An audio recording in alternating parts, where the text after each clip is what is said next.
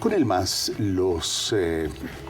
las organizaciones sociales, sindicatos, no, organizaciones campesinas, organizaciones indígenas, gremiales, etcétera, han asumido un rol dentro del gobierno, son parte de él, no sean de los buenos, sean de los malos, sean de los abusadores, sean de los otros, pero son parte del gobierno a los que en un momento determinado les corresponde estar. Perdón, discrepo ahí. ¿Sí? Los que son parte del gobierno son sindicatos. Durante el MNR los llamaban células. Y tenían células de profesionales, células campesinos, células empresariales, células... O sea, no son los legítimos representantes de los son sindicatos sociales. Prebendales. El MAS, que pudo haber comenzado quizá con una idea de un instrumento pero al principio político. Sí, al sí principio, tuvo aquello, claro, Morales sí. en su primer gobierno. Yo creo que no llegó al primer gobierno. Y fíjese, por eso los creadores del MAS se salieron pronto. Filemón Escobar, ¿cómo se llama el ministro de Energía? Andrés Solís. Además, se fueron dando portazos y denunciando la corrupción y la prostitución de ese instrumento político. Porque rápidamente lo construyeron en una confederación de sindicatos prebendales. ¿Quiénes pues son los interculturales? ¿No somos interculturales pero todos? ¿No le ha servido de alguna manera ¿Quiénes al son las gobierno? Bartolinas? ¿No le ha ¿Quiénes servido son? de alguna manera al gobierno esto que sean células o sean como fuese organizaciones de cualquier naturaleza que fuesen, para tener bajo control Sí, por supuesto. al país y evitar desórdenes que pudiesen haber en cualquier situación de la naturaleza que estamos viviendo ahora, por ejemplo, en un ambiente preelectoral, generar una situación mucho más complicada de la que estamos viviendo ahora? ¿Qué cambio ha hecho el MAS en la sociedad boliviana, en la estructura económica, en el país? Nada. Puro bla bla. Puro bla bla, puro discurso y despilfarro. Al MAS le cayó del cielo la plata del gas, que además también vino con una enorme recaudación tributaria. Cuando se gastaron la plata del gas, le brincaron a las reservas que se habían acumulado. Cuando se gastaron las reservas, comenzaron a endeudarnos y además brincarle a los ahorros de la jubilación. Y cuando se gastan todo eso, ahora hay crisis. Pues no tienen ninguna idea y no generaron ningún cambio estructural en Bolivia. Entonces, hagamos la comparación histórica, porque no hay nada peor que no entender historia.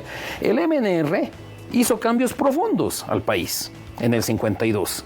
Y obviamente para proteger esos cambios, sí, generó esas alianzas con la gente, con células, y se llamaban células MNRistas, células, insisto, de campesinos, células de profesionales, células de militares inclusive, de empresarios, etcétera, para generar una cohesión y darle apoyo a los cambios. Porque lo más difícil de hacer un cambio es que los perjudicados se dan cuenta enseguida y se oponen. En cambio, los beneficiados son indiferentes y no apoyan el cambio. Entonces se necesita generar eso. Pero el MAS, a ver, a estas alturas... Si el MAS no hubiera nacionalizado, Evo Morales, si no hubiera nacionalizado los hidrocarburos en su primer gobierno, el país habría tenido la cantidad de recursos que se obtuvo producto de esa nacionalización, no se hubieran quedado con más dinero las empresas transnacionales, más allá de cómo se haya invertido, bien o mal. Me gusta mucho la pregunta, Víctor Hugo, porque nacionalizar, esa es una de las grandes mentiras y embustes del gobierno. Además, ¿qué nacionalizó?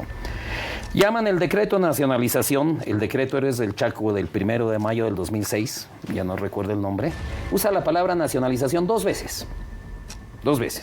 En el artículo 1 se nacionalizan los recursos hidrocarburíferos en boca de pozo. Mentira. Nada, no había nada nuevo. Y a eso lo habíamos decidido los bolivianos en el referéndum, en la pregunta 1 del referéndum, con un voto de más de 80 y pico %, y ya estaba en la ley de hidrocarburos del 2005. O sea, ahí nada. La segunda vez que usa la palabra nacionalización es en el artículo 7. Pero para entender el 7 hay que entender el 6. El 6 que dice: las acciones que teníamos los bolivianos en yacimientos, producto de la capitalización, eso que nos dijo Gonzalo Sánchez de Lozada que iban a ser nuestras, ¿no? Al final no fueron nuestras, se las pasaron a las AFPs y se estaban diluyendo. Entonces, la pregunta 4 del referéndum era: ¿está usted de acuerdo en pasarle sus acciones al Estado boliviano? Todos, no todos, yo y otro 84% votamos sí. Ese era el artículo 6. Entonces, las acciones del Estado boliviano ahora las detenta Yacimientos. Eso dice el artículo 6. ¿Y qué es lo único nacionalizador de ese decreto? El artículo 7, la segunda vez que se usa, y no hay más veces que se usa la palabra nacionalización en el decreto, se nacionalizan las acciones que haga falta para que el Estado controle el 50% más 1 de las empresas Chaco, Andina, Transredes y las demás. Es decir, volver al plan de todos de Gonzalo Sánchez de Lozada.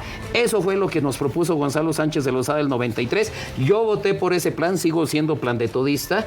Gonzalo Sánchez de Lozada lo descarriló y Evo Morales con su decreto de nacionalización volvió a eso.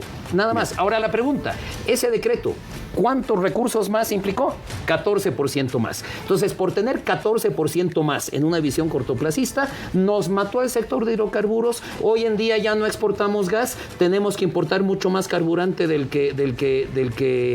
gas que exportamos. Por eso no hay dólares.